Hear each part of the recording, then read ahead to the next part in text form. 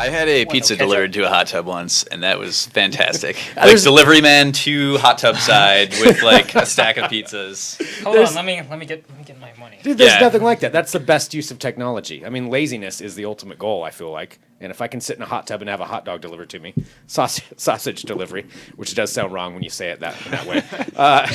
Like a sausage delivery to the hot tub. Never mind. All right. Hello, everyone tuning in. This is Trends with Benefits. This is our weekly podcast where we gather a roundtable of experts to talk about the tech topics of the day. I will explain that story here at the end of the show.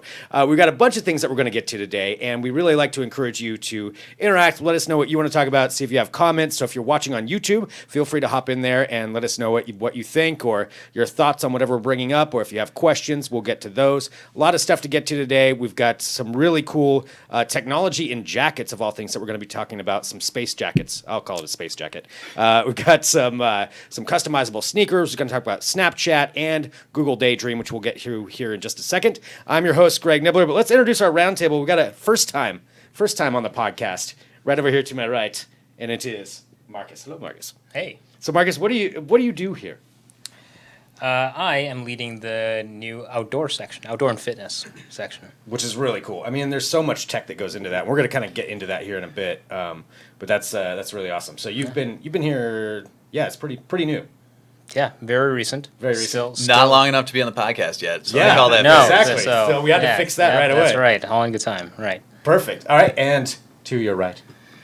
Nick, I'm just the managing editor. It's not nearly as fun as testing ski equipment and tents and backpacks and stuff. Marcus has the cool job that everybody wishes they had. Yeah. Yet we're podcasting inside, so the next evolution of this should be, we're going to have a nice running stream, maybe a mountain backdrop. Oh yeah, I like campfire, this. marshmallows, with Portable. We should get a podcast green screen then every time. Yeah, it's a different location. I want authenticity. It's got to have real nature sounds. Yeah. Okay. All right. We'll do that. We'll do it from the woods next time. Yeah. And on the end. I'm Brendan. I write for AV. Hello, Brendan. Hello. Good to see you. Did you get a haircut? I did. Okay, I was gonna say I Yeah. thought you had longer hair I last did time. have much longer hair last time. Okay. All right. How does it feel cutting it all off? It felt really cold. Yeah. Yeah. Yeah, I would imagine. Well, it looks good. Thank you. It's good. It's a good haircut. We'll see what the chat says about it, though. All right, well, let's get to our first topic here. So this is kind of a couple of things that are really going crazy today, trending, and one of them has to do with the Google Daydream VR. And Digital Trends just put up a huge review of this at digitaltrends.com that you can go take a look at. But I want to kind of go through it a little bit and talk about it because it's really, mobile VR is I think the big push that everybody's trying to make right now. We have the high-end units, which are the Vive and Oculus, but you're still tethered to a computer using those. And Samsung Gear VR has really been the best one for any kind of mobile VR gaming. But Google, as usual, saw somebody doing something, decided to swoop in and do it for better and cheaper. And that's what they're claiming with this. And based on our review, it's sounding that way as well. So the Google Daydream, right now it only works on Pixel. But the really cool thing about it is that they're developing it for the whole Android platform so that other manufacturers can jump in there and use it and just use their platform through it, which seems like that's kind of a no-brainer, although so far everybody's just kind of been developing their own systems. I think this sounds like it's the right way to go. I'm curious your guys' thoughts on this as far as you've used a Samsung before, I assume, and used some of the other VR systems. Is this something that you think is going to be attractive in the marketplace or something that you would be interested in trying out? I agree. I think the most attractive thing about it is just that it will use, in the future, like all Android phones. Like right now it is just Pixel, but they have the whole Daydream certification program. It seems like people have been pretty slow to hop on that, but I imagine a year from now there will be all sorts of phones that you can get to work with this. And that's going to be the exciting part, because right now, I mean, the Galaxy, the Samsung Gear was so closed. You had to have a Samsung phone to work with it. And I think this open platform is going to be way better. And it seems like the Daydream, the actual content platform, has a bunch of cool stuff too. Our reviewer really liked that there were a bunch of cool experiences in there, and it was high quality stuff. Yeah, I mean, if the Google Pixel phone is a higher end phone, but from everybody I've talked to, it sounds like it's a really nice phone. And this, their headset system, which is called the, I'm sorry, I'll pull it up here and just get the right name. The Daydream View. Daydream View. View looks way better than what Samsung has come up with so far. And I'm a fan of Samsung stuff, but this just seems like it's a way nicer fitting system. They took into account a bunch of those things, made it lightweight, and made it feel better. And that's only $79. So if you already have the phone, and if they're developing cross-platform, that's a great way to get into it. Brennan, what did you think about this? Well, I think it looks comfortable. Like, yeah. I think I remember when they showed it off, they're like, we want to take furniture, like high-end furniture design, and apply it to a headset, a VR headset. Yeah. So it probably feels good to wear. And I like that it does, it could in the future support multiple phones. The thing is there's been a lot of third-party VR headsets that do support lots of phones. There's you can change the size and fit whatever phone you have in there. The problem is they don't have the app support that something like Samsung has, through their store. Or you definitely don't have anything like you get on an Oculus Rift or a Vive.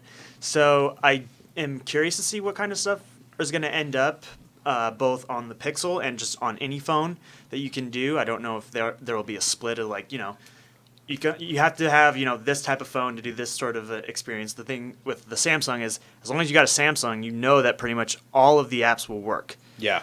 At least right now, and in the future they won't. So it depends on what the experiences are. Like, are they very good games? Is it just kind of weird 360 video that I can look at? Like, what am I gonna get out of this? But in terms of the device itself, it looks cool. Yeah. So, yeah.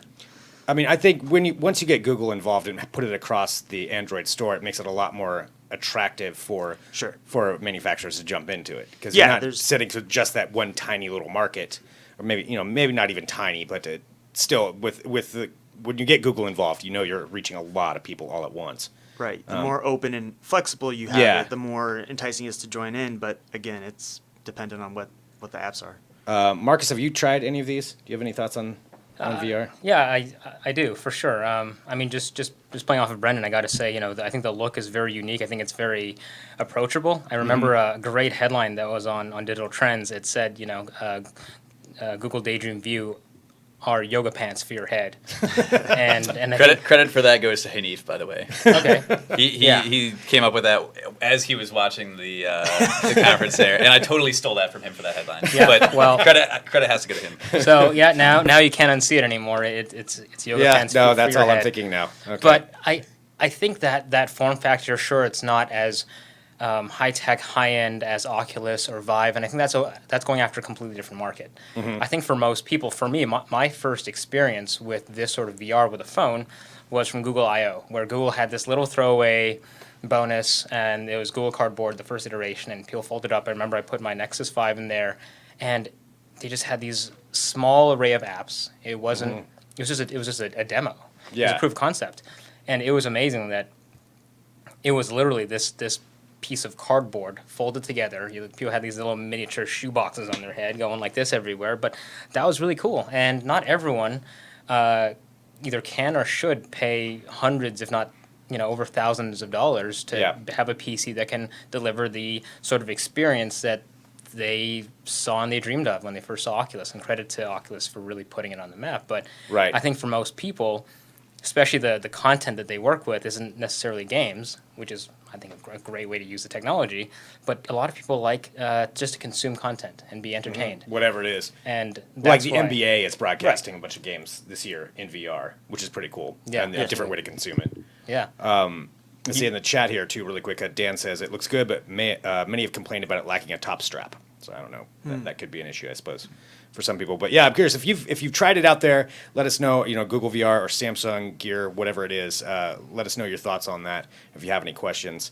All right, should we go on to? Let's go on to the next thing here, really quick. So we've got the other trending story today, and I know Brendan, I'm going to put you on the spot, as I said I was going to do before this, since you are our Snapchatter. Which you may have used it once. Young person in the room. Yep, exactly. So Snapchat this story's been all over the news all day long. They've they've been talking about for a while that they wanted to launch into actually having physical products. So that's not a secret. We knew they were developing something. They changed their name to Snap Inc., I guess is the technical name of the company now. And now they're doing this where they're going around to different metropolitan areas. I don't know how long they're going to be doing it, but every 24 hours you're going to see one of these pop up somewhere. And it's a standalone kiosk, but it's a kiosk that's set up to look like a robot, kind of like a minion, with a giant creepy eye that stares at you. And you walk by this thing, and that is how they're going to be selling their spectacle glasses. And the glasses are made for, they genuinely work with Snapchat. And so it will film basically a point of view.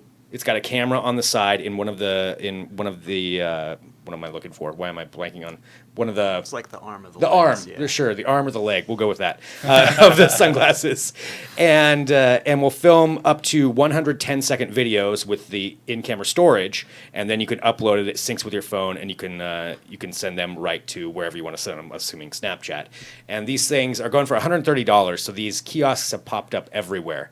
And I don't know. I wanted to see if you guys had any thoughts on this. Like, Brennan, what do you think about this? Is this something you would use? Well, first of all, if they're not delivered via balloon drop like in the video, I'll be really disappointed.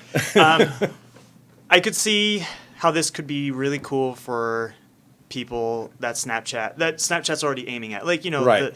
the millennial iGen group, college students. Like, there's a lot of cool ideas I could see coming out of that. Going to a live show, going to a festival, music festival, or any sort of event, and being able to like see that through Snapchat, because Snapchat's already great for that, like broadcasting, like, hey, I'm at this thing, here's this, whatever it is, 10-second video, and then it's gone. I think it's probably smart too, from a business perspective, for Snapchat to maybe diversify a little bit. I won't ever use it because I just don't use Snapchat that way. Snapchat has actually become more of a text messaging service for me. I use it a lot more, like I said, in college when I was going to events or going to parties and bars and wanting to document this stuff in this kind of fun, novel way. But I don't know. It's cool. It's definitely cool, but I don't see it being big beyond the general Snapchat user targeting their user base that they already have. It's not going to expand. I don't think it's going to expand it in any way. Okay, Nick, what do you think about these things? Man, just hold your phone up to your face. It's the same perspective. A little less creepy too. I don't know. I think I can't decide whether you look like a bigger asshole with your phone in front of your face or wearing those glasses. Because you don't look awesome either way. I don't get it. I don't know. $130. I'm not gonna buy that, no matter how cute the kiosk is. I don't really get it. The thing is, I mean, you've been able to have video glasses for a long time now. Like tech-wise, this is nothing new. Yeah. So like Snapchat's play here is like all about the marketing, and I guess the ease of use with having that little button on the side that you just press that and kind of share a moment. Tap it. Yeah. I'm not convinced, like, based on, I watched their teaser and read about it, and maybe I'm the wrong age, but the marketing did not at all convince me, like, oh, it's old technology, but they're wrapping it up in a new way. I just don't see what is new or novel about it, and I don't know. I'm not sold. A big no. But I think my age precludes me from being a target audience, so. Marcus, what do you think about this? I'm also not a Snapchat user. But honestly, I mean, this isn't going to convince you to use Snapchat. No. But I think that sometimes all it takes is repackaging a technology and giving it to users who would find a very specific need for it, right? I mean, you don't have to convince people who already use action cameras that they should document their lives. I think one of the things on that sizzle reel was someone using it in a skate park. Yeah, this person may already be wearing a chesty or a GoPro on their head, but it just makes it really easy to snap. Yeah, and that could be it. It does make it easier, and I could see, instead of it expanding its like Snapchat's audience, I could see like a bar or a music venue putting one of these in that could draw potentially more people of that age group who really use Snapchat a lot. Like, that could be an advertisement thing. Like, oh, hey, we've got this cool Snapchat, like kiosk. So you can go in and take and it makes it pair easier. up. It makes it easier to do this Snapchat thing. People are already going to be doing it, and you might as well do it in this cool way. I don't know, maybe, but It's a good marketing pitch. I want to go to a bar where I'm being surreptitiously recorded all the time from all directions. do you really though? I know, just the idea of somebody walking up to me and then tapping the side of their head and then just walking away. I'm like, what the hell are you taking a picture of? No, get away from me. But they're getting out everywhere. I mean, there's video of just huge lines. They're already going up because they're selling for $130, and I guess on eBay there was one for $500 and some dollars as of this morning. So I'm sure it's more than that right now. So they are playing that right with these like 24-hour kiosks or whatever. They're doing the whole artificial demand game. You know, they're like making these hard to get. They're generating buzz that way. So, I mean, they're off to a good start with the marketing plan, I think. Yeah, in the chat here, Mutation666 says, I think the market is too flooded. I don't see why we need 10,000 social media program-tied products, which it does seem like a lot of these companies, that's kind of their next go-to, though. I mean, everybody saw what Google did. You know, okay, well, we've got some success. Now let's put out this. So I don't know. I don't know where else Snapchat can go. You know, what else they can do with it. If this works, if they can at least sell it to their base, they're making some money on it. But yeah, as we said, I don't know if it's going to expand it. And especially, I mean, you can now do Snapchat on Instagram. So yeah, you know, the using Snapchat becomes less and less, you know, ideal, I guess. Mm-hmm. Yeah. Well, yeah, definitely some comments coming in here. Let's see, if people are sensitive to things such as photography in an area, it could be an issue. However, I see it being popular or booming and then having a short life. That could definitely be it. I mean, if they're just using it as a marketing standpoint, sure, but I'm sure there's a lot of technology in this. Oh yeah, the kiosk is called the Snap Bot, if you see it. That's their genius name that they came up with for that. So, every 24 hours is going to be someplace else. So I guess it was just in Venice Beach this morning. That's where it's been today.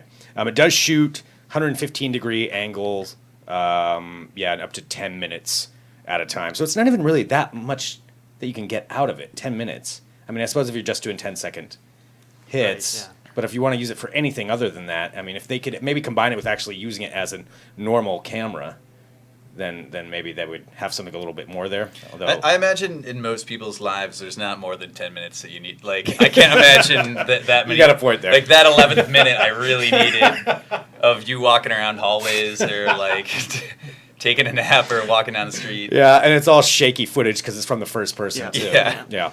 All right. We know what industry is going to end up with this. So that's where that's going to go. True. Okay, let's go on to our next thing here. So we're kind of bouncing from topic to topic. If you're watching live, we would love to hear your comments. So go ahead and keep those in there and let us know what you want to talk about if you have questions about anything. So next, I wanted to get to this and talk about Marcus and the segment of the outdoor section at Digital Trends, which isn't something that normally, maybe if you don't put a lot of thought into it, you don't think about that as being a tech-oriented section, but it is very tech. And Marcus, maybe you can just tell people just about the outdoor section, then we wanted to show some of the product that you brought in here. Yeah, absolutely. I mean, right now, when people define technology, it's very easy just to go to things that have an on-off switch, a battery, a PCB, whatever inside, you know, like our phones, our wearables, everything. But a lot of innovation and technology go into making the cutting-edge outdoor gear. Mm-hmm. And, you may not realize it, but this segment has advanced so much in recent time that it's a whole different world out there. Yeah. And we have an example of that today. Yeah, let's go ahead and see this example because I did talk about this space jacket at the top of the show. So you must get some really cool stuff sent to you, I would imagine, over the time. So Marcus is kind of grabbing this jacket here, and just for everybody who's listening right now, if you're listening via podcast and not watching, so this is a jacket from a company called Orion. It does come through on the microphone a lot, all that rustling. I should have thought about that. All right. So don't do this. Don't, no. Yeah, just get right up there. Here's a sound test. Can you sneak around with this? So this is called the Orion Oros. It's from a company called Orion. This is part of the Orion series. It's from a new company called Oros. Okay. They were featured on Kickstarter and Indiegogo for their previous product, and now they are selling this direct on their website. Okay. And so what is it that makes it the space jacket? Well, in a nutshell, it uses an insulator that is still being used by NASA. Damn. So this was developed. It's a decades-old insulator, and NASA calls it aerogel, and it's the lightest solid insulator in the world. Wow. And it's on the Mars rover. It's being used in Formula One, NASCAR, spacesuits. Why has no one used this before?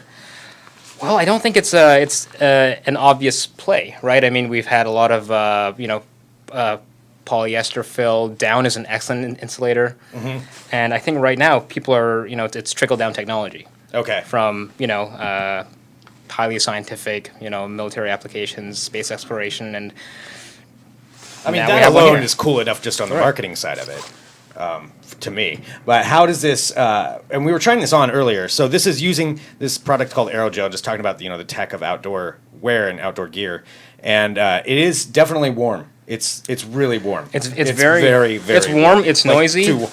It's noisy, but it's got a. It's actually no more noisy than a regular jacket is. Yeah. We just have excellent mics in here, but it's got all the features that you'd expect out of a really good ski jacket. We still haven't put it through its paces yet because we're blessed with very mild weather in this part of the country. But it's got pit zips for venting.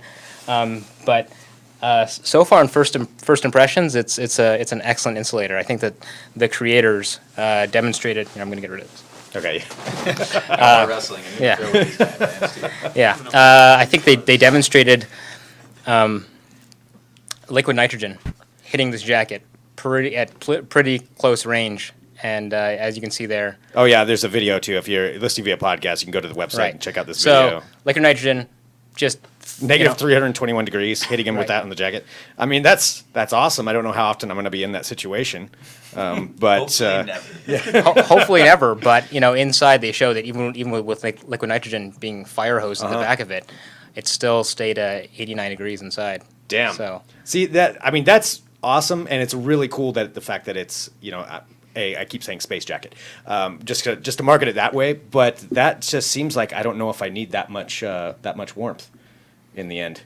Pacific Northwest, man. Yeah, We're that's spoiled also now. it too. Yeah. Yeah, we're here. If you lived in Minnesota, I think the Aerogel might have additional appeal. That might be it. Yeah, that's definitely where you're going. Well, that's really cool though. That's just showing, using, like you said, trickle down technology into consumer products, and they also use this in a water bottle too. I think That's right. That's right. So an Australian company called Cryo, they've decided that in Australia the issue isn't cold, the issue is heat. So they want to be able to keep their drinks cold, and they've used this exact same material, branded differently. They call it Cryogel, and they've wrapped it in a water bottle. And their demonstration was to have it to have a heat gun pointed at an exposed block of ice versus a block of ice that was wrapped in this Cryogel. And after 20 minutes, the naked block of ice was completely gone, completely melted. But 90% of the ice still stayed there even after being exposed to direct heat gun. Yeah, so it can also keep things cool. It's just a great insulator. Okay, and that's Aerogel. I'm more into that use, I think. A beer koozie that's made of Aerogel. The jacket's cool, but it's not that cool. But think of how much beer you could fit inside that jacket. I mean, that would be, you could wrap a cooler Exactly, in that's the what you do. If you're Here, sneaking it into a stadium, that's the way to do it right there. Not that I would ever do that. Nobody should do that. So that's awesome, though. And a lot of that kind of technology is at the outdoor section on digitaltrends.com. So check everything out there. I know we're running low on time, so we've got to bounce to these next topics. This is one I'm debating whether I think this is... Okay, I'll admit, I think it's cool. It's a customizable sneaker that has come out. This is another Indiegogo project that was announced, and it's a high-tech shoe called the Vixel. It's kind of high-tech, kind of low-tech at the same time, but the combination of these two is not really something that anybody's done. It's called an e-sneaker, and they've put in an LED, a flexible LED panel, basically, in the back of these shoes. It wraps around kind of where kind of your ankle all the way around the back, and you can program this thing to put LED lights in and show whatever you want. And it's movable. It's little videos all in the LED light. You can take a picture and it will upload it right onto the phone. So there's a demo of this guy taking a picture of his dog, and it turns the dog into an LED light that's on his phone. on his shoe. On the shoe, yeah. Excuse me, on the shoe, and these things are coming out right now. It's like $130, I think, for the lower one.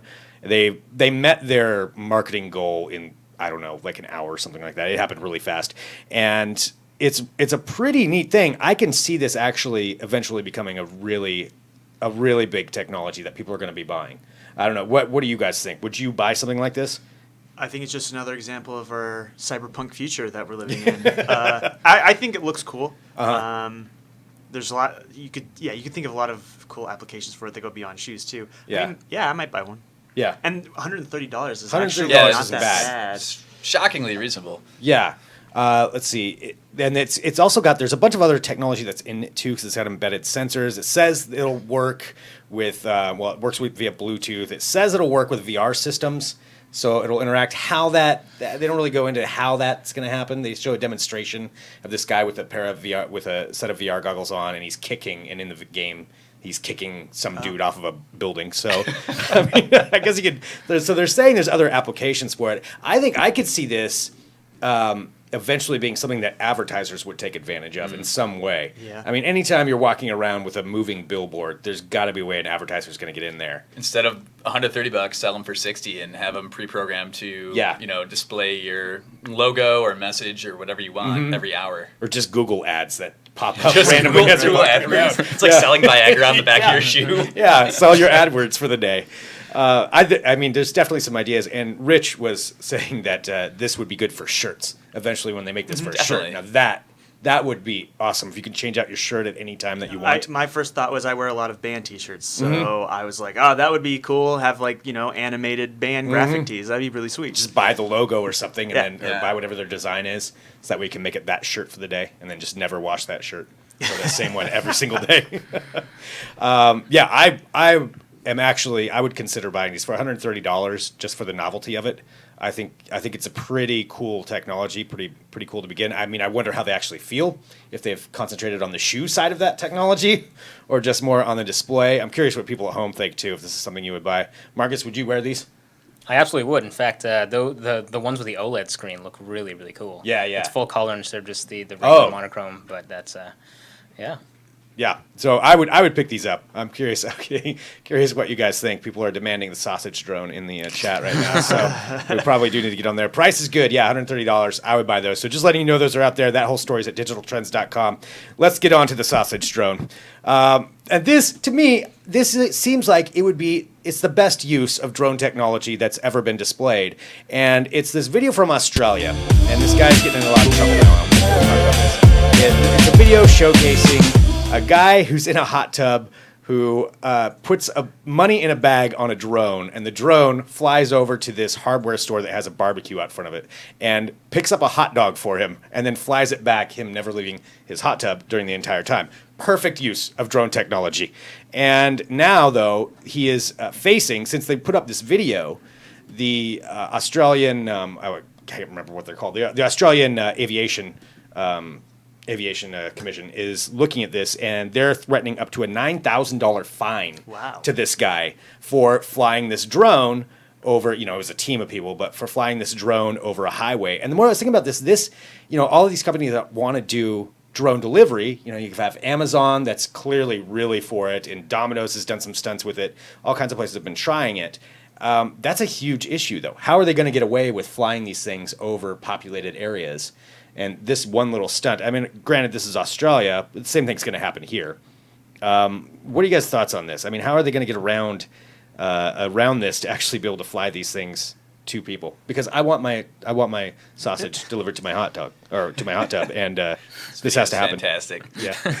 Eventually, this is just such a gray area right now with laws, but eventually I can imagine that all of these drones would be registered. They'd have some sort of like regular maintenance so that they're not just falling out of the sky.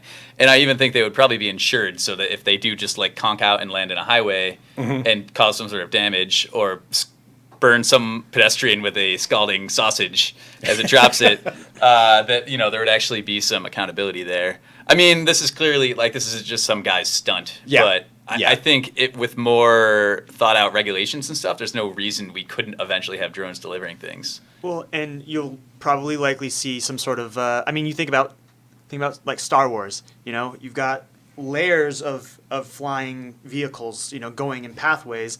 We'll probably have something like that, though. Like, in all honesty, this is, the flight paths for planes already exist. The X-Wing. So you probably have a flight path for drones. Yeah. Uh-huh. So, you're legally allowed to fly in this direction at this altitude or whatever. You probably have to let people know that you're driving somehow, or flying, somehow. So there's a lot of work to be done. But I could see it there will be some sort of easy way in the future for things to this to happen in a legal and safe way. Okay. All right. Yeah, I mean, I think you're right. I think it will probably come up with that, but it seems like this may be further off than we've kind of been led to believe. You know, because I mean, Amazon's been pushing it, and granted, you know, we talk about it a lot too, and it is coming. But I feel like this is showcasing just the actual implementation of this could be a ways away.